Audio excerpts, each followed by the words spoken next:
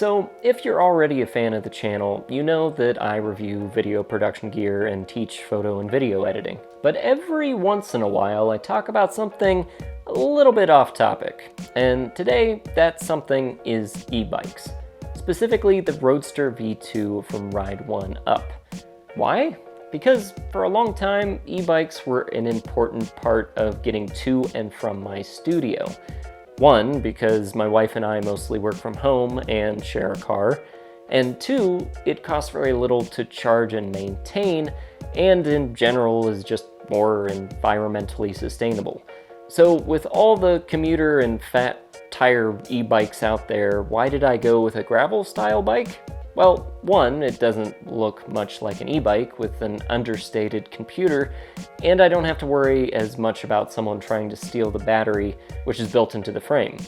And two, it makes it significantly lighter if I need to lug it upstairs, which I actually had to do with my previous bike. This massive and extremely awkward to carry Espen Flow, which came in at 55 pounds. The Roadster, on the other hand, only weighs 33 pounds.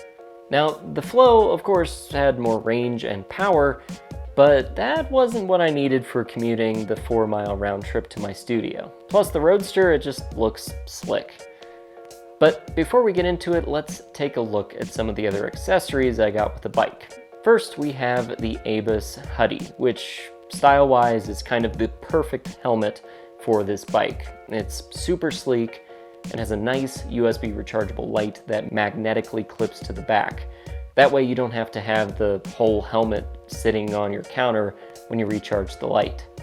The only downside is that this is not a MIPS helmet, so just bear that in mind. Next we have the Abus Alarm Box 2.0, which, as the name implies, has a built-in alarm to scare off any would-be bike thieves. And if you already have a lock you like, you don't actually have to use the included chain. You can just use the alarm box all by itself, which attaches to your bike frame with 2 spring steel straps.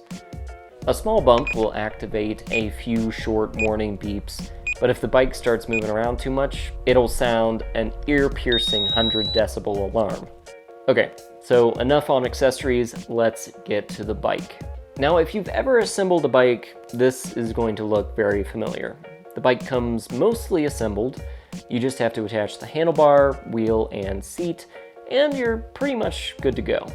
The bike, of course, comes with instructions, charger, a nice set of Allen keys, a wrench, and funny enough, a Ride1Up beanie. The only issue I had during assembly was the handlebars.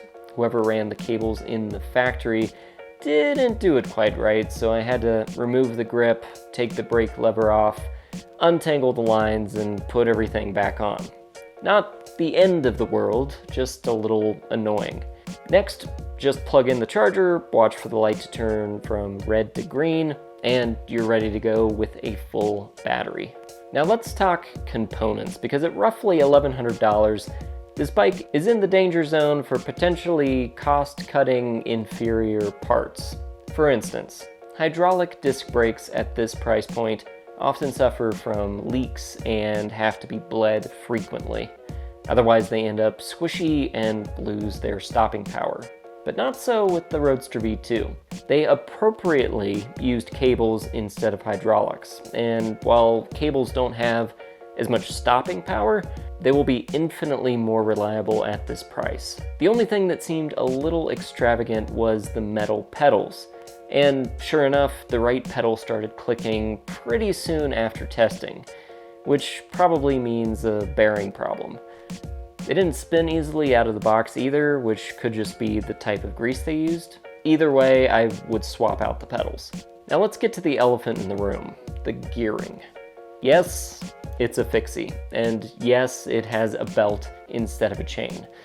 This is also something I was happy to see, because it means less maintenance. For instance, I don't have to grease a chain. It does come with a downside in terms of e-bike efficiency though. See, with a 21 or whatever speed e-bike, you can keep your bike on the lowest power setting, shift to the easiest gear, and still make it uphill while reserving some power. But with a fixie, on steeper inclines, the only thing you can do is to adjust the power. So on steeper climbs, I had to bump the power all the way up to 5. It has 5 power settings, by the way, 0 being essentially off. And side note, if you're pushing the e-bike, you can hold the minus button for an assisted push. Now then, what about the range? So the advertised range is 20 to 30 miles. And if you've watched any number of e-bike videos, you know this is where things get a little tricky. Generally speaking, the upper range is estimated on flat terrain, so the bike hardly has to work at all. I did my big test on extremely varied terrain and went so far I ran out of battery, which made for a very painful ride back. So my testing method was just to use it like I normally would. If the uphill got too hard, I would put it at an appropriate power level. If it was flat or downhill, I would reduce the power or turn it off completely. Honestly, on relatively flat terrain, because the bike is only 33 pounds, it made for a relatively easy ride, even without power. Anyway, range ended up being about 18 miles on a full charge, which was a little disappointing. And for reference, with my backpack, water, bike lock, etc., I probably weighed in at about 170 or 175 pounds. Now, does that range matter for my purposes? Not in the slightest. Not only does that cover my 4-mile round trip 4 times over, but I could easily plug the bike in once I got to the studio. And if I really wanted to stretch that range, I could always be a little more careful about how much power I'm using. Though, as I mentioned earlier, that is a little more difficult to do with a single speed. But overall, the ride was smooth, the frame was solid, the gravel tires were the perfect balance of speed and comfort, and the seat, while more of a women's seat in design, was comfortable for short commutes. And because it's of a lighter weight, I wouldn't have any trouble riding this thing for short jaunts around town without any power assistance, which is pretty cool. With this bike, you do get a 1-year warranty against manufacturer defects, with the option to buy up to 3 years of additional coverage. So who is this for, and would I recommend it?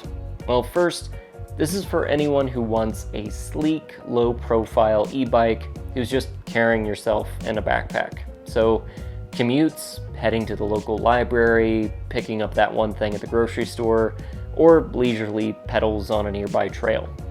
Now, you can add panniers to this thing, but with the lack of gears and a lower power rear hub motor, I think you'd be better off with a beefier bike if you were looking for something to, say, pick up groceries. So yeah, for a bike at this price, I'm pretty happy with it, despite a few shortcomings.